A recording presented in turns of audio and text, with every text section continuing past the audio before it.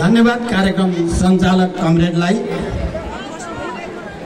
मध्य पहाडी लोकमार्ग जनजागरण अभियान अन्तर्गत आयोजित रुकुम जिल्लाको चौरजारीको यस सुन्दर नगरीमा आयोजित यो विशाल जनसभाका अध्यक्ष तथा रुकुम जिल्लाका इन्चार्ज कमरेड बसन्त शर्मा, यो अभियान टोलीका सदस्य, हाम्रो पार्टी केन्द्रका वरिष्ठ उपाध्यक्षहरू, महासचिव, उपमहासचिव र केन्द्रीय समितिका सबै सहयोद्धा कमरेडहरू, प्रदेश, जिल्ला र स्थानीय तहका सबै कमरेडहरू र जनप्रतिनिधिहरू, यो विशाल जनसभामा उपस्थित सम्पूर्ण रुकुमका सबै पालिकाबाट केन्द्रित आदरणीय जनसमुदाय, साथै सल्यान र जाजरकोट पनि रुकुमसँग जोडिएका पालिकाबाट उपस्थित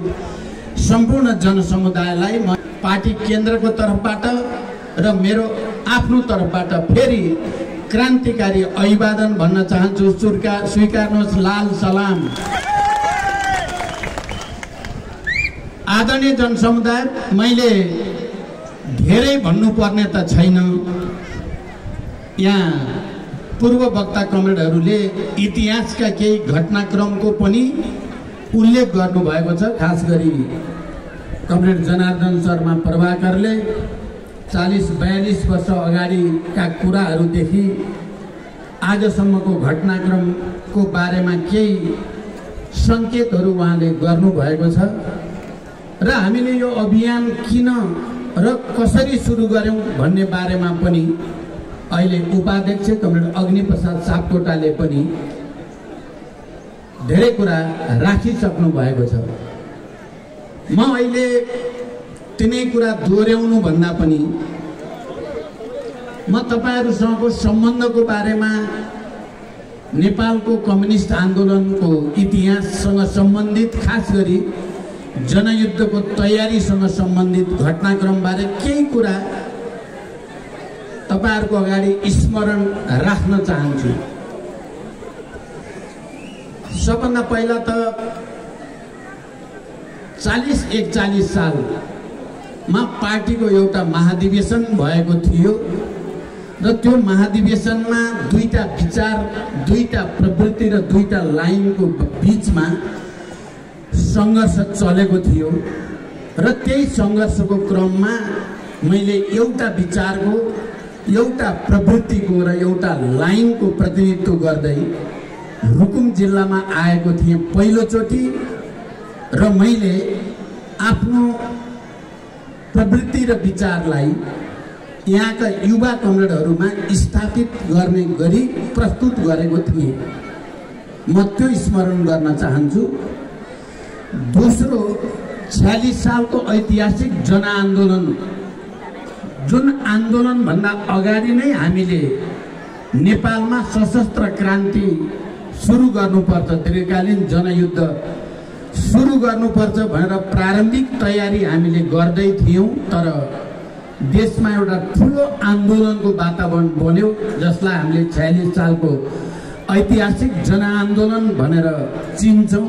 त्यो ऐतिहासिक जनआन्दोलनपछि परिस्थिति नयाँ बन्यो। तत्काल जनयुद्ध सुरु गर्ने, तत्काल छापामार युद्ध सुरु गर्ने परिस्थिति देखिएन र मैले तिनै युवा कमरेडहरू जसलाई अब जनयुद्धको तयारीको लागि अगाडि बढ्नुहोस् भनेर निर्देशन गरेको थिएँ, तिनै कमरेडहरूलाई मैले फेरि रुकुममा नै आएर त्यति बेला 46 सालको ऐतिहासिक जनआन्दोलनको लगत्तै पछि अब तपाईहरुले चुनाव लड्न पर्ने भयो भन्न आएको सम्झिन चाहन्छु। म तपाईहरुको अगाडि यो कुरा विशेष अर्थसहित भन्न चाहेको छु। मैले तिनै कमरेडहरू जो तुरुन्तै सशस्त्र क्रान्ति सुरु गर्नुपर्छ भन्नुहुन्थ्यो र मैले पार्टीको एउटा जिम्मेवार नेताको हैसियतले त्यति बेला म महासचिव या अध्यक्ष भइसकेको थिइनँ। मैले उहाँहरूलाई अगाडि बढ्न निर्देशन दिएको थिएँ र म महासचिव भइसकेपछि 46 सालको आन्दोलन लगत्तै अब चुनावमा जान पर्यो, तपाईँ चुनाव लड्नुहोस् भनेर तिनै युवा साथीहरूलाई भन्न आएको थिएँ। म त्यो कुरा पनि तपाईँ आदरणीय जनसमुदायको अगाडि आज स्मरण गराउन चाहन्छु। त्यसो गर्ने युवा साथीमध्ये जनार्दन शर्मा प्रभाकर नै मुख्य युवा नेता भित्र पर्थे त्यति बेला। म यो कुरा तपाईहरुको अगाडि सम्झाउन चाहन्छु। त्यसपछि हामी जब जनयुद्धमा प्रवेश गर्यौं, पार्टी एकता, चुनावमा सहभागिता र त्यो अनुभव सहित 52 साल फागुन 1 गते जब हामीले जनयुद्धमा प्रवेश गर्ने निर्णय गर्यौं, त्यसको उद्घोष गर्यौं, त्यसको 1 वर्ष पूरा हुँदा नहुँदै म पार्टीको प्रमुख नेताको हैसियतले, जनयुद्धको प्रमुख योजनाकारको हैसियतले, रणनीतिकारको हैसियतले म फेरि रोल्पा, रुकुम र जाजरकोट तीनै जिल्लाको भ्रमण र प्रशिक्षणमा आएको थिएँ। म त्यो कुरा पनि तपाईहरुको अगाडि आज स्मरण मात्रै गराउन चाहन्छु। त्यति बेला रुकुममा कमरेड विजय घले दौलत विक्रम उहाँको शहादत भएको थियो र निकै संवेदनशील परिस्थिति रुकुमको पार्टीमा थियो। यहाँको प्रशिक्षणमा हाम्रो परिपक्व नेताको एउटा छवि बनाउनु भएका विशेश्वर चाहिँ अध्यक्ष मण्डलमा हुनुहुन्थ्यो र अरू साथीहरू पनि। निकै भावुक, निकै संवेदनशील परिस्थिति त्यहाँ भएको थियो र ठुलो रुवावासीको स्थिति भएको थियो। सायद जनयुद्ध सुरु भएपछि सबभन्दा धेरै मैले आँसु बगाएँ भने त्यही बैठकमा त्यति बेला नै मलाई लाग्छ। त्यसको साक्षी यहाँ रुकुमका अहिलेका युवा थुप्रै नेता कमरेडहरू हुनुहुन्छ। त्यो सम्बन्ध पनि रुकुम जिल्लासँग इतिहासमा बनेर आएको छ। अनि अगाडि बढ्दै जाँदा जसरी चाहिँ हाम्रा होनहार साथीहरू, मस्तबिष्ट जस्ता कलाकार, सांस्कृतिक कर्मी, योद्धा या योगेश्वर जस्ता होनहार युवा नेता लगायत थुप्रै नेता कार्यकर्ताहरूको शहादत हुँदै गयो र हामीले श्रद्धाञ्जली अर्पण गर्दै गयौं, शोकलाई शक्तिमा बदल्ने संकल्प गर्दै गयौं र हामी निरन्तर अगाडि बढ्यौं।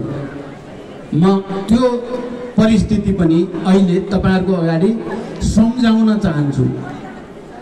तेस्रो, हामी अगाडि जाँदै गर्दा हाम्रा त्यस्ता होनहार युवाहरू जो पार्टीप्रति, क्रान्तिप्रति र पार्टीको विचारप्रति र पार्टीको नेतृत्वप्रति हृदयदेखि समर्पित भएर लाग्न चाहनुहुन्थ्यो, त्यस्ता साथीहरूले एकपछि अर्को वीरगति प्राप्त गर्दै जानुभयो, शहादत प्राप्त गर्दै जानुभयो, थुप्रै बेपत्ता हुँदै जानुभयो र एउटा निकै नै भावुक र संवेदनशील परिस्थिति रुकुमले बनाउँदै गयो। र यो वरिपरिका हाम्रो केन्द्रीय आधार इलाका भनेर रोल्पा, जाजरकोट र सल्यानलाई लिने गरिन्थ्यो, ती सबैले पनि एउटा रेकर्डहरू बनाउँदै गए। म त्यो कुरालाई पनि तपाईका र आदरणीय जनसमुदायको अगाडि आज स्मरण गर्न चाहन्छु। अर्को कुरा मैले के भन्न चाहेको छु भने जनयुद्धको प्रारम्भमा पार्टीप्रति, क्रान्तिप्रति आफ्नो समर्पण भाव व्यक्त गर्ने, नेतृत्वमा जिम्मेवार ठाउँमा पनि रहेका कयौं साथीहरू विचलित भए, पथ विचलित भए। उनीहरू भन्ने गर्थे पार्टीप्रति, पार्टीको लाइनप्रति, पार्टीको विचारप्रति र पार्टीको नेतृत्वप्रति हामी सम्पूर्ण रूपले समर्पित छौं, हामी कहिल्यै धोका दिने छैनौं भनेर हजारौं पटक उनीहरूले स्टेटमेन्टहरू दिने गर्थे पार्टीमा। तर ती साथीहरू अहिले हाम्रो पार्टीमा छैनन्। आदरणीय जनसमुदाय, यो कुरा म अलि गम्भीर अर्थसहित तपाईहरुको अगाडि राख्न चाहेको छु। ती साथीहरू आज हामीसँग हुनुहुन्न, हाम्रो पार्टीमा हुनुहुन्न। तर रुकुममा पार्टी जीवित छ। रुकुममा जनताको आस्था र निष्ठा र विश्वास जीवित छ। केही व्यक्तिहरू विचलित हुँदैमा, केही व्यक्तिहरूले बाटो बिराउँदैमा जनताले पनि बाटो बिराउँछन्, पार्टीले पनि बाटो बिराउँछ भन्ने कुरा सत्य होइन भन्ने कुराको जिउँदो प्रमाण रुकुम हो। म तपाईँ सम्पूर्ण रुकुमेली जनतालाई क्रान्तिकारी अभिनन्दन गर्न चाहन्छु। तपाईँहरूले प्रमाणित गर्नुभएको छ। एकाध नेताहरूले पार्टी छोड्दैमा, एकाध नेताहरू विचलित भएर अर्कोतिर लाग्दैमा जनता विचलित हुँदैनन्। क्रान्तिकारी जनता सतीसाल जस्तो भएर उभिराख्छन् पार्टी र क्रान्तिको पक्षमा भन्ने कुराको प्रमाण रुकुमले दिएको छ, रोल्पाले दिएको छ, जाजरकोटले दिएको छ, सल्यानले दिएको छ। सबभन्दा अगाडि बढेर मैले भन्नुपर्दा मैले जे उदाहरण भने रुकुम एउटा त्यस्तो उदाहरण बनेको छ। मैले पार्टीलाई र साथीहरूलाई सकेसम्म एकताबद्ध गर्ने, सकेसम्म उनीहरूको क्षमतालाई अगाडि बढाउने कोसिस गर्दै आएको छु। मैले साथीहरूलाई मेरो नेतृत्व अन्तर्गत पार्टीका विभिन्न पदहरूमा पदोन्नति गर्नेदेखि हामी शान्ति सम्झौतामा हस्ताक्षर गरेपछि विभिन्न सरकारी ओहदामा पनि एकपछि अर्को जिम्मेवारी दिने कुरामा मैले कहिल्यै कन्जुसाइ गरेको छैन, म गर्ने पनि छैन। म तपाईँ रुकुमेली जनताको अगाडि र रुकुमका सम्पूर्ण पार्टी कार्यकर्ता र नेताहरूको अगाडि अर्को एउटा कुरा पनि भन्न चाहन्छु। हाम्रो पार्टी 64 को निर्वाचनपछि एकताबद्ध रहन सकेन, एकताबद्ध राख्न सकिएन। पार्टी विभाजन भयो, 1, 2, 3 गरेर विभाजनका श्रृङ्खला अगाडि बढ्दै गए। तर मैले पार्टीको अध्यक्षको हैसियतले मैले कसैलाई पनि अनुशासनको डन्डा चलाएर ठिक गर्ने नीति लिएको छैन। चाहे किरणजीहरूले पार्टी अनुशासन या पार्टी पद्धति जे भने पनि तोडेर पार्टी विभाजनतिर जाँदा पनि मैले कारबाही गरेर अनुशासनको डन्डा चलाएर निकालेको रेकर्ड छैन। रुकुमेली जनसमुदाय म तपाईहरुको अगाडि भन्दैछु, यही जिल्लाबाट जो साथीहरू पार्टी छोडेर गए, हिजोका ठुलै नेता थिए, तिनलाई पनि मैले कारबाहीको डन्डा चाहिँ कहिल्यै चलाइन। उहाँहरू आफै पार्टी छोडेर जानुभयो। छोडेरै गएपछि त पार्टीको के लाग्छ र नेतृत्वको के लाग्छ र जनताले तपाईहरुले बुझ्नुभयो कसले पार्टीलाई घात गर्यो र कसले पार्टीप्रति इमानदारीका साथ काम गर्यो भन्ने कुरा तपाईहरुले बुझिराख्नु भएको छ। मैले अरु पार्टीका ठुलठुला नेताहरू बाबुराम जस्ता, बादल जस्ताले पार्टी छोड्नु भयो। मैले कारबाही गरेर उहाँहरूले पार्टी छोडेको होइन। उहाँहरू आफ्नै बुद्धिले, आफ्नै विचार र प्रवृत्तिका कारणले उहाँहरूले पार्टीबाट विचलित भएर अर्को धारातिर जानुभयो। मैले कहिल्यै पनि कारबाहीको डन्डा चलाएर निरङ्कुश ढङ्गले पार्टी चलाउने कोसिस गरिन। म यो कुरा तपाईहरुसँग रुकुमको सन्दर्भमा पनि भन्दैछु र देशभरिको सन्दर्भमा पनि भन्दैछु। पार्टी हो, आन्दोलन हो, उतार चढाव भइराख्छन्। अघि कमरेड जनार्दनले भने जस्तै तितो मिठो भइराख्छ। तितो मिठो भयो भन्दैमा पार्टीलाई विभाजन गर्ने, पार्टीको आधारभूत सिद्धान्त र मान्यताबाट विचलित हुने कुरा जनताप्रतिको विश्वासघात हुन्छ भन्ने कुरामा हाम्रो गहिरो विश्वास छ। र मैले आउने दिनमा पनि पार्टीभित्र विमतिहरू, विचारहरू बन्छन्, आउँछन्, छलफल हुन्छन्, बहसहरू हुन्छन्। तर ती बहसबाट पार्टी अझ बलियो बनाउने गरी त्यसको समाधान गर्नुपर्छ भन्ने हाम्रो मान्यता हो। पार्टीको जनवादी केन्द्रियताको सिद्धान्त भनेको अन्ततः पार्टी विवादबाट, बहसबाट अगाडि गएपछि नै त्यो खारिँदै जान्छ र जनतासँग अझ नजिकबाट सम्बन्धित हुँदै जान्छ भन्ने सिद्धान्त हो जनवादी केन्द्रियताको सिद्धान्त। त्यही सिद्धान्त अनुसार नै हामीले पार्टी चलाउँदै आएको हुनाले हाम्रो पार्टीमा एक पटक होइन, दुई पटक होइन, पटक पटक पार्टी विभाजन भएको छ। तपाईँ हेर्नुभयो भने नेपालको कम्युनिस्ट आन्दोलनको इतिहासको कुरा या हाम्रै आफ्नै पार्टीको इतिहासको कुरामा पनि पटक पटक पार्टीलाई विभाजित गर्ने, पार्टीलाई कमजोर पार्ने थुप्रै घात प्रतिघातहरू भएका छन्। तर ती घात प्रतिघातका विरुद्ध जनतासँग मिलेर पार्टीलाई एकताबद्ध गरेर हामी अगाडि बढ्ने जमर्को गरि नै राखेका छौँ र हामी मूलभूत रूपमा सफल भएका छौँ। हामीले जनयुद्ध सुरु गर्नु अगाडि पनि पार्टी विभाजन भएको हो। आदरणीय जनसमुदाय र सबै क्रान्तिकारी कमरेडहरू, तपाईहरुलाई थाहै छ जनयुद्ध सुरु गर्नु ठिक छ या ठिक छैन भन्ने विषयमा विवाद भयो। अहिले जनयुद्ध गर्नु बेला भएको छैन भन्ने विचार र अब जनयुद्ध सुरु गर्नु पर्छ भन्ने विचारको बीचमा विमति भएपछि ती दुईटै एकै ठाउँमा बस्न सम्भव भएन।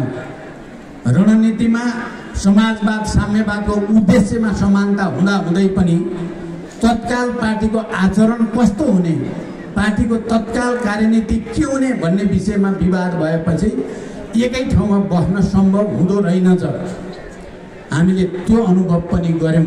तर हामी हाम्रो विचारप्रति, हाम्रो सिद्धान्तप्रति, हाम्रो राजनीतिक कार्यदिशाप्रति अटल भएर अगाडि बढी नै राख्यौं। थुप्रै प्रहारहरूका बीचबाट हामी चाहिँ त्यसको प्रतिवाद गरि नै राख्यौं र हामी एकपछि अर्को चुनौतीको सामना गर्दै एकपछि अर्को सफलताको सिँढी चढ्दै गयौं र 10 वर्षको जनयुद्ध त्यसको जिता जाग्दा प्रमाण हो। आदरणीय जनसमुदाय, म अब तपाईहरुलाई एउटा कुरा के भन्न चाहन्छु भने जति बेला पार्टीमा जनयुद्ध भित्र पनि ठुलठुला बहस नभएका होइनन्, संघर्ष नभएका होइनन्, बाहिरबाट हेर्दा त्यति देखिँदैन त्यो, तर भित्रबाट ठुलठुला विवाद बहस र संघर्षहरू पार्टी हेडक्वार्टर वरिपरि नै थिए। म खाली तपाईँ केन्द्रीय आधार इलाकाका जनताहरू सबैलाई आज यो मध्य पहाडी लोकमार्ग अभियान अन्तर्गत आउँदै गर्दा भन्न चाहन्छु, त्यस्तो संकट पर्यो भने मैले पार्टी नेताहरूका बीचमा हुने विवाद बहसहरूलाई छोडेर म रोल्पा आउँथेँ, रुकुम आउँथेँ, जाजरकोट जान्थेँ, सल्यान जान्थेँ र सामान्य तपाईहरु जस्तै जनताका कुरा सुन्थेँ। तपाईहरुले के सोचिराख्नु भएको होला, जनताले के बुझेका होलान्, हाम्रो पार्टीका नेताहरूका बीचमा भएको विवाद बारे जनतालाई त पक्कै थाहा छैन। तर पार्टी कसरी जाओस् भन्ने तपाईहरुले चाहनु भएको होला, किनकि हिजो ग्रामीण वर्ग संघर्षदेखि संघर्षमा खारिँदै आएका जनताको मनमा, यहाँका उत्पीडित वर्ग समुदायको मनमा के कुरा छ त्यसैको आधारमा दस्तावेज लेख्ने गर्थेँ मैले र त्यही दस्तावेज केन्द्रबाट पारित गरेर कार्ययोजना बनाएर फेरि हामी युद्धलाई निरन्तरता दिन्थ्यौँ। म आज तपाईँ रुकुमेरी जनताको अगाडि पनि हामी एउटा नयाँ मोडमा आइपुगेका छौँ। पार्टी र आन्दोलन एउटा नयाँ चरणमा प्रवेश गर्दैछ। मैले धेरै ठाउँमा भनेको छु र यहाँ त झन् मैले भन्नै पर्छ, चुनमाङ बैठक शान्ति प्रक्रियामा प्रवेश गर्ने भन्दा केही समय अगाडि यही रुकुमको चुनमाङमा भएको ऐतिहासिक बैठकमा गणतन्त्रको उद्घोष सहित, तर त्यो गणतन्त्र आइसकेपछि फेरि एउटा टक्कर पर्नेवाला छ नेपालमा भनेर भनिएको थियो र हामी घुम्दै फिर्दै त्यही चुनमाङ बैठकको निष्कर्ष अनुसारको एउटा नयाँ सङ्घर्ष, यो सङ्घीय लोकतान्त्रिक गणतन्त्र महिला, दलित, आदिवासी, जनजाति, मजदुर, किसान, मधेसी, मुस्लिम, थारू सबैको हित संरक्षण गर्ने जनताको गणतन्त्र बन्ने हो कि यो दलालहरू, नोकरशाहहरू, बिचौलियाहरू, जाली फटाहरूको गणतन्त्र हुने हो भन्ने लडाईँ अहिले देशमा वैचारिक रूपले पर्न सुरु गरिसकेको छ। म तपाईँ रुकुमेली आदरणीय जनसमुदायलाई विशेष रूपले अनुरोध गर्न चाहन्छु, तपाईहरु यो कुरालाई नजिकबाट हेर्दिनु होला। फेरि एउटा नयाँ बहस, फेरि एउटा नयाँ संघर्ष सुरु भइ नै सकेको छ। हामीले रगत बगाएर ल्याएको, यहाँ झन्डै 500 भन्दा बढी शहीदहरूको रगत बगेर, रोल्पा, रुकुम, जाजरकोट, सल्यानको कुरा गर्यो भने हजारौंको बलिदानबाट ल्याइएको संघीय लोकतान्त्रिक गणतन्त्र धरापमा पार्ने षड्यन्त्र भइरहेको छ र यसको रक्षा गर्ने जिम्मा यसलाई निर्माण गर्नेहरूको काँधमा नै मुख्य रूपमा हुन्छ। जसले यसलाई जन्म दियो संघीय लोकतान्त्रिक गणतन्त्र भनेर, जसले महिला, दलित सबै उत्पीडित वर्ग समुदायलाई केही न केही पहिचान, केही न केही अधिकार प्रदान गर्यो, त्यसको रक्षा गर्ने जिम्मेवारी पनि माओवादी केन्द्रकै हुन्छ। र माओवादी केन्द्रले त्यो हिम्मत गरेन, त्यो साहस गरेन भने यो सम्पूर्ण सिस्टम चाहिँ कोल्याप्स हुने खतरा हुन पनि सक्छ। इतिहासमा ठुल्ठुला क्रान्तिहरूपछि लिडरसिपको र पार्टीका केही गल्तीहरूले गर्दा ठुल्ठुला प्रतिक्रान्तिमा बदलिएका थुप्रै उदाहरणहरू विश्वभरि छन्। नेपाल त्यसको अपवाद नहुन पनि सक्छ। त्यसकारण हाम्रो पार्टीले अलि गम्भीर रूपले सोच्नुपर्ने बेला आयो। हाम्रा नेताहरूले, हाम्रो पार्टी हेडक्वार्टरले र हाम्रा पार्टीका तमाम नेता कार्यकर्ता र हाम्रा सम्पूर्ण आदरणीय जनसमुदायको अगाडि हामीले यो कुरा राख्नुपर्ने भयो। कहीँ न कहीँ हाम्रा छोराछोरीहरूले, हाम्रा परिवारका सदस्यहरूले, नेपाली जनताका सबभन्दा राम्रा छोराछोरीहरूले रगत बगाएर ल्याएको संघीय लोकतान्त्रिक गणतन्त्र खतरामा पर्न सक्छ। हामी त्यसको रक्षा गर्न चाहन्छौँ। हामी त्यसको रक्षा गर्ने मात्रै होइन, त्यसलाई एक कदम अगाडि बढाएर हामी समाजवादको दिशा दिन चाहन्छौँ। हामीले हिजो संविधान सभामा भने जस्तै साँच्चै देशमा राजनीतिक स्थायित्वको लागि र विकास र समृद्धिको नयाँ युगतिर देशलाई लैजानको लागि प्रत्यक्ष निर्वाचित कार्यकारी राष्ट्रपति हुनुपर्छ भन्ने मान्यतालाई फेरि देशव्यापी रूपमा स्थापित गर्न चाहन्छौँ। हामी निर्वाचन प्रणाली लाखौं र करोडौं खर्च गरेर लडिने निर्वाचन प्रणालीको ठाउँमा पूर्ण समानुपातिक निर्वाचन प्रणाली मार्फत सामान्य भन्दा सामान्य जनताले पनि निर्वाचनमा प्रतिस्पर्धा गर्न सक्ने व्यवस्था गर्न चाहन्छौँ र हामी त्यसको निम्ति एउटा नयाँ अभियान आवश्यक छ। यथास्थितिमा त्यो हुन सक्दैन भनेर नै पार्टी लिडरसिपको हैसियतले आदरणीय जनसमुदाय, मैले तपाईहरुलाई यो कुरा सधैँ भन्न पाउँदैन। म के भन्न चाहन्छु भने, मैले जनयुद्धको कमान्डरको हैसियतले हजारौं हजार नेपाली जनताका छोराछोरीहरूले जसरी नेतृत्वको नाम लिएर हाँसी हाँसी बलिवेदीमा आफूलाई चढाए, तिनीहरूका सपना पूरा गर्ने जिम्मेवारी बोध गरेर नै अब हामीले केही न केही नयाँ गरेरै छाड्नुपर्छ भन्ने संकल्प गरेर सुशासन, सामाजिक न्याय र आर्थिक समृद्धिको नारा अन्तर्गत शासन चलाउने कोसिस गरिएको तपाईहरुले थाहा पाइसक्नु भएको छ। हामीले भ्रष्टाचारीहरू, राजनीतिक दलका जोसुकै नेता भए पनि, अरू दलका नेताको त पुरै छोड्देऊ, माओवादीकै नेता पनि भ्रष्टाचारमा लागेको देखियो भने तिनलाई पनि नछोड्ने गरी हामीले भ्रष्टाचारको विरुद्ध सुशासनका पक्षमा अभियान चलायौं।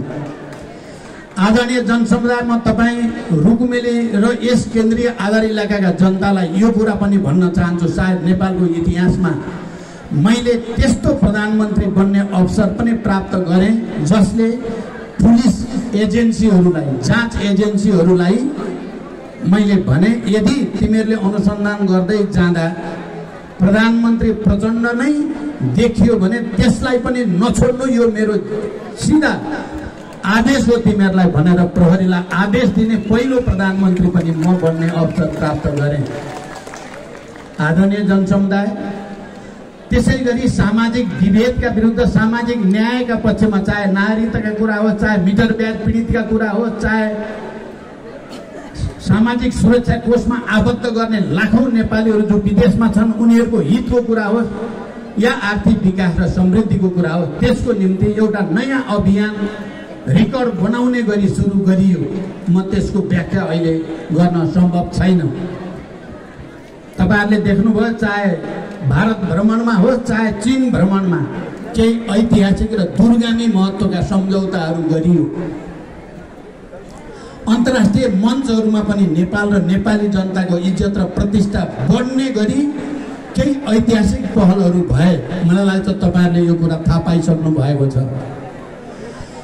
आदरणीय जनसमुदाय यही राम्रा काम गर्न थाले बापत यो देशका दलालहरू र बुर्जुवाहरू प्रतिक्रियावादीहरूले हाम्रो संख्या कम भएको हुनाले उनीहरूले बडो छलछाम र प्रपञ्चको तरिकाद्वारा हामीले जनताको पक्षमा गर्न खोजेका कामहरू म अरू धेरै भन्न सम्भव छैन। अहिले तपाईहरुले सायद सुन्नुभयो होला, अघिल्लो पटक हाम्रो नेतृत्वमा सरकार हुँदा प्रस्तुत भएको नीति कार्यक्रम र बजेट तपाईहरुले हेर्नु भएकै छ।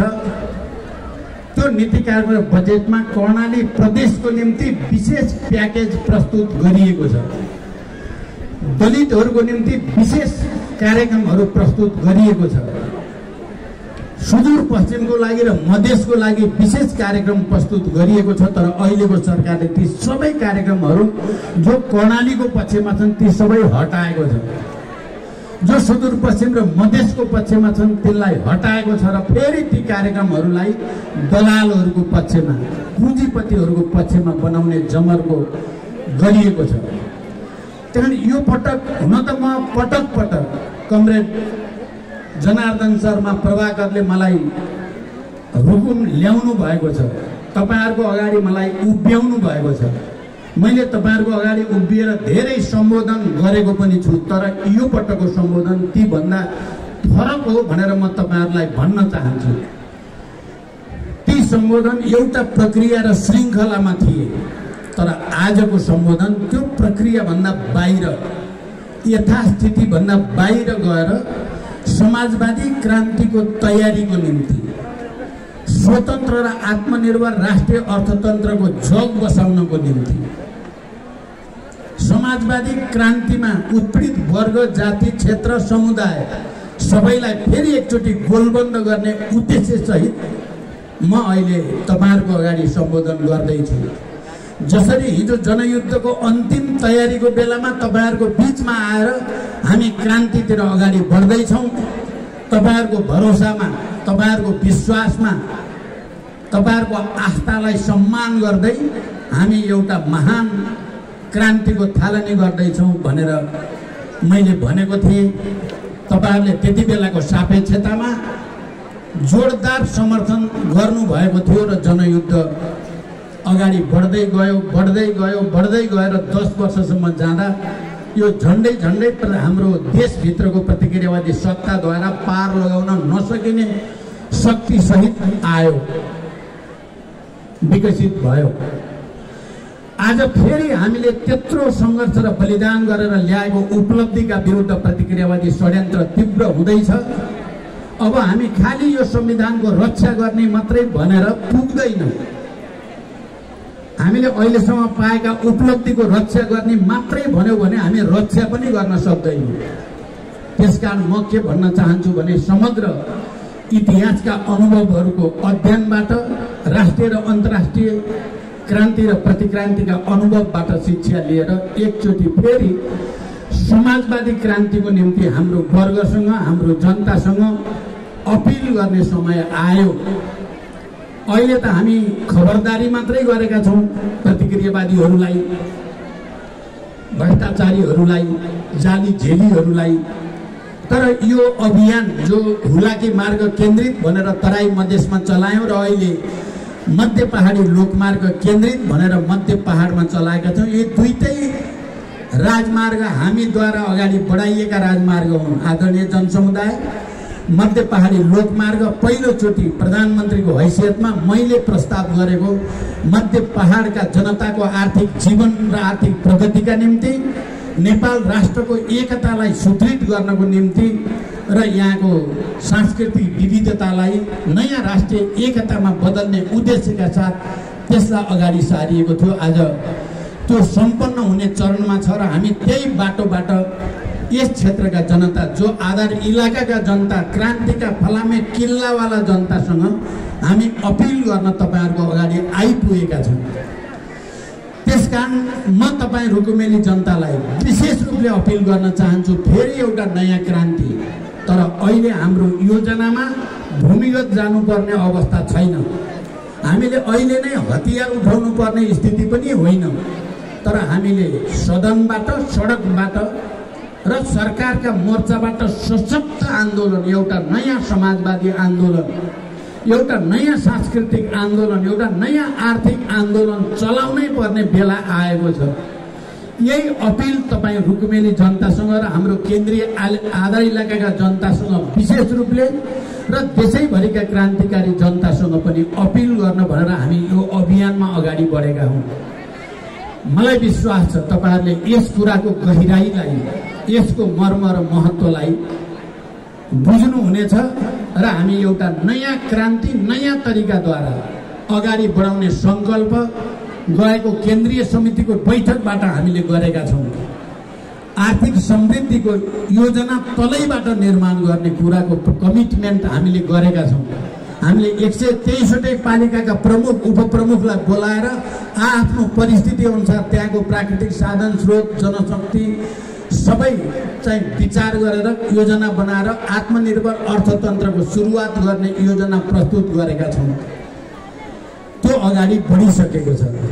हामीले पर्यटन विकासको निम्ति, हामीले कृषि उत्पादन र उत्पादकता वृद्धिका निम्ति, हामीले जडीबुटी र अन्य थुप्रै स्थानीय प्राकृतिक साधन स्रोतको उपयोगको निम्ति, हामी जल स्रोतको उपयोगको निम्ति एउटा नयाँ योजना सहित अगाडि आउँदैछौँ र त्यो अपिल गर्न तपाईहरुको अगाडि हामी आएका छौँ।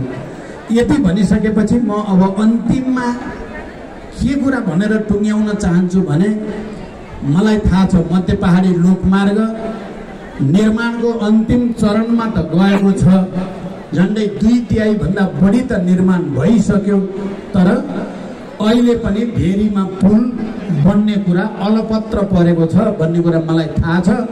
भेरीमा पुल बनाउने कुरालाई उच्च प्राथमिकता दिएर यहाँबाट फर्केपछि सदनमा त्यसलाई जबरजस्त उठाइनेछ र जरुरी पर्यो भने सडकबाट उठाएर भए पनि भेरीमा मध्य पहाडी लोकमार्ग पुल बनाइ छाडिनेछ। यो प्रतिबद्धता पार्टी केन्द्रीय समितिको तर्फबाट, यो सिङ्गो टोलीको तर्फबाट म तपाईहरुको अगाडि व्यक्त गर्न चाहन्छु। आदरणीय जनसमुदाय, त्यसको साथै हामीले मध्य पहाडी लोकमार्ग भन्दै गर्दा यो चौरजारीलाई 10वटा नगर विकास गर्ने नगर मध्ये यसलाई नमुना र व्यवस्थित सहरका रूपमा अगाडि बढाउने भनेर प्रस्तावित गरेका थियौं। म आज यही चौरजारीमा आयोजित यो विशाल जनसभामा उपस्थित भएर पार्टी अध्यक्षको हैसियतले, पूर्व प्रधानमन्त्रीको हैसियतले र अहिले प्रतिनिधि सभाको प्रमुख विपक्षी दलको नेताको हैसियतले म भन्न चाहन्छु, यो चौरजारीलाई नमुना सहर बनाउनको लागि आवश्यक पहल गरिनेछ र त्यसलाई उच्च प्राथमिकतामा राखिनेछ।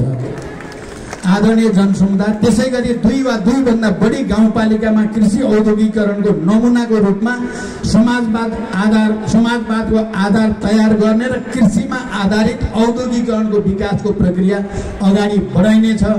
यो कुराको पनि प्रतिबद्धता म व्यक्त गर्न चाहन्छु।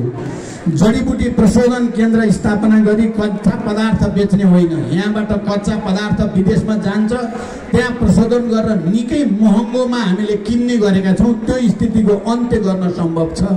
मैले धेरैचोटि भनेको छु, केही समय पहिले म भारतको हरिद्वारमा जाँदा, पतञ्जलीको चाहिँ कारखानामा जाँदा धेरै चाहिँ ठुल्ठुला भण्डारहरू देखाए रामदेव बाबाले। यी कहाँबाट ल्याएको भन्दा सबै नेपालका जडीबुटी हुन्। सारा नेपाली जडीबुटीले पतञ्जलीको भण्डार भरिएको छ। हामी उनले तयार पारेका वस्तु महँगोमा किन्छौँ। हामीले नै प्रशोधन केन्द्र किन नबनाउने र करोडौं अरबौं रुपियाँ देशभित्र किन नबचाउने? यसमा पनि हाम्रो पार्टी केन्द्रले अहिले समाजवाद निर्माणको निम्ति तलैबाट जग बसाउने जो कुरा गरेको छ, यसलाई जोड दिइनेछ। स्थानीय सरकारको मुख्य काम वन, पानी र जमिन मार्फत स्थानीय उत्पादन बढाउने र रोजगार सिर्जना गर्ने काममा केन्द्रित गर्नुपर्दछ। मलाई विश्वास छ चौरजारी नगरपालिका जहाँ हाम्रो पुरै नेतृत्व स्थापित छ, यो नगरपालिका र रुकुम जिल्लाका सबै पालिकाहरूले पनि वनलाई, जमिनलाई र पानीलाई अधिकतम सदुपयोग गर्ने कुरामा ध्यान केन्द्रित गर्नेछन्। सामुदायिक स्वास्थ्य इकाइहरू मार्फत टोल टोलमा स्वास्थ्य सेवाको पहुँच बढाउने कुरा र स्थानीय सरकार